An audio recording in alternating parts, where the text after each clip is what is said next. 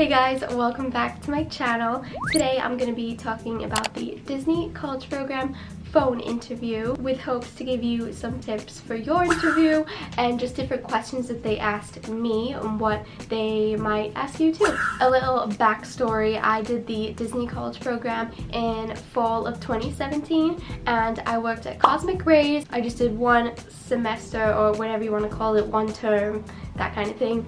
I didn't extend my program because I didn't want to work at Cosmic Rays anymore, and that's what they were going to extend me into. Anyway, so I applied to the college program in January 2017. I was a sophomore in college. I had my phone interview on Valentine's Day, February 14th, bright and early at like 8 or 9 in the morning. And that would be my first tip, to have your phone interview be really early in the morning so you're not stressing about it. I think the earliest they might do is like 7. I don't really remember, but they do go late into the day, you know, just in case you have classes or you're working and stuff. But if you can try to squeeze it in the morning, it only takes like 15 to 20 minutes. Do that, unless you're not a nervous person. But I woke up really early and I was freaking out about it, and I was just staring at my phone. Speaking of the length of your interview, don't freak out if it is shorter than some people's or longer than some people's, because maybe they just blabber on, or maybe other people don't talk enough. You have to kind of find that happy medium in the middle. My interview was maybe like 12 or 13 minutes long. It was like more on the shorter side, so I really thought like, well, that's it, you know. I kind of felt confident in what I was saying, because as soon as I picked up the phone, like, all of my worries went away. But when I started seeing on Facebook that people were like, oh, mine was 20 minutes, 22 minutes, I was just like, oh my god, mine was like half that time.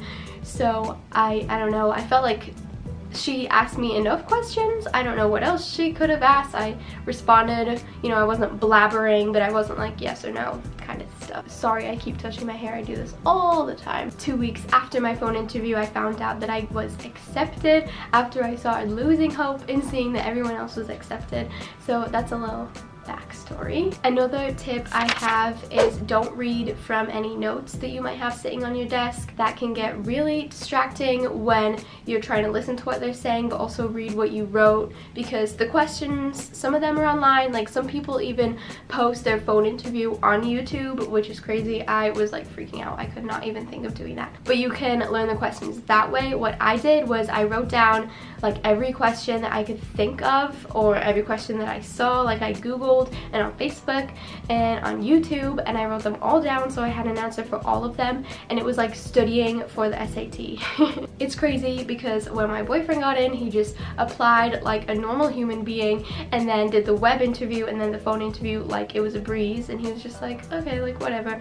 And I was over there like stressing out so much. But yeah, don't make a bunch of notes and then try to read them while also listening to what the interviewer is saying, because that will probably mess you up. I don't know, just would not recommend. The biggest tip I have is just to smile throughout the whole thing, because if you close your eyes and you listen to me, it sounds like I have a smile on my face, and this is me when I'm not smiling, and it doesn't sound as fun. You know what I mean? This is a big difference. My boss even told me that I got my job by saying, you can hear a smile on the phone, and I learned that from Disney. My job is a receptionist, by the way, so if that makes sense.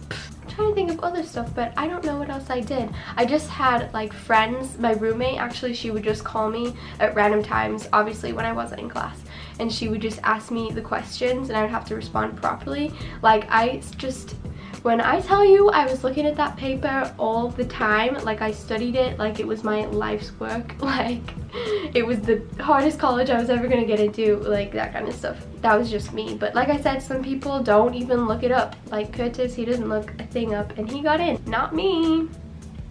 I'm insane. Okay, so as I was saying, I did write down all of the questions that I saw from the YouTube videos, and I actually still have them on my Google Docs.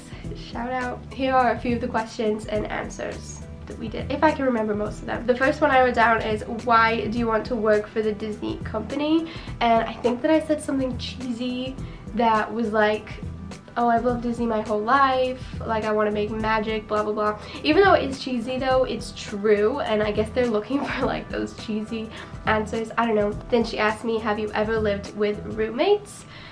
which I have because I stayed in college for 2 years, so I had roommates. And then she continued to ask me how would I feel about living with roommates from like all over the country, and I was just like, well, I'm from England, so I think we could connect on being from a different place, blah blah. Oh, then they ask you like scenario questions, like how would you handle a guest who wants something that you can't give them, or like what would you do in an emergency, like stuff like that. That's kind of like common sense. You just have to have the Disney response. So it's like, oh, I would like kneel down and stay with the kid and then take them to go find like a leader and all that kind of stuff. It's not just like, oh, I would tell the kid I'll be right back and I'm gonna go grab somebody, you know. Oh, and then they say, tell me about a time you had to deal with a difficult manager. I don't remember what I said for this, but I think I'm almost 100% positive that I just made it up.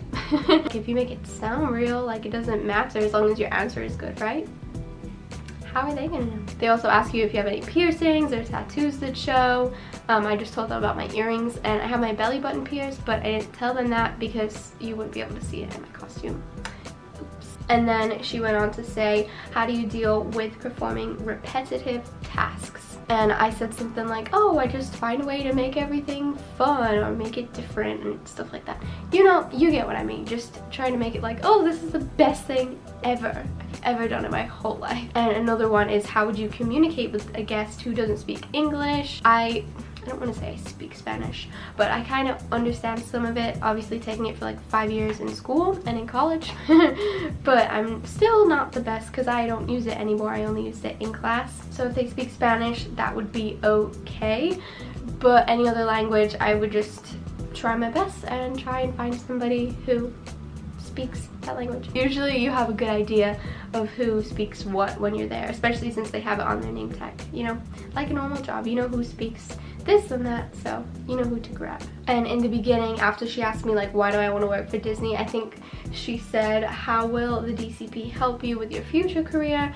And I just said, it's gonna get my foot in the door. Like, I really want to work for Disney when I'm older, so I'm hoping that that will be the first step into that, which is true. I remember Curtis telling me he got the question, do you mind standing in like high water for long periods of time? And we were like, what the heck is that? Like, that might be the watercraft, but when do they stand in water? Like, they just drive the boats? I don't know, but he said he got asked that, which is really strange.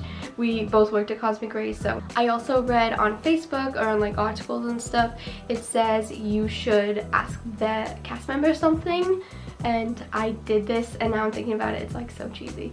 But I was actually interested in it, but I also feel like it's kind of lame. I don't know. So at the end of my interview, they say, oh, do you have any questions for me? Blah, blah, blah. So I was like, yeah, what was your most magical moment or something like that? I don't remember what she told me, but that's what happened. By the end of the interview, I felt like more and more confident, so I felt like when I said that, it didn't sound too bad or too cheesy. It was just like two people having a genuine conversation. Like, that's how she made me feel, and I think if you go into it like that, it might be a lot easier for you too. Like I said, I was really nervous to pick up the phone when I saw the no caller ID at like 9 o'clock in the morning calling me on my phone, and I told my roommates, do not come in because it's game day today. It was the weirdest feeling. Like, as soon as I picked up the phone, it was like everything just went away. Like, this is gonna be really weird, but oh my god, I can't say that. I'm just gonna say it anyway. My mom always tells me like, yes, childbirth sucks, but as soon as the baby's out, it stops hurting. And I'm like, that's how I feel.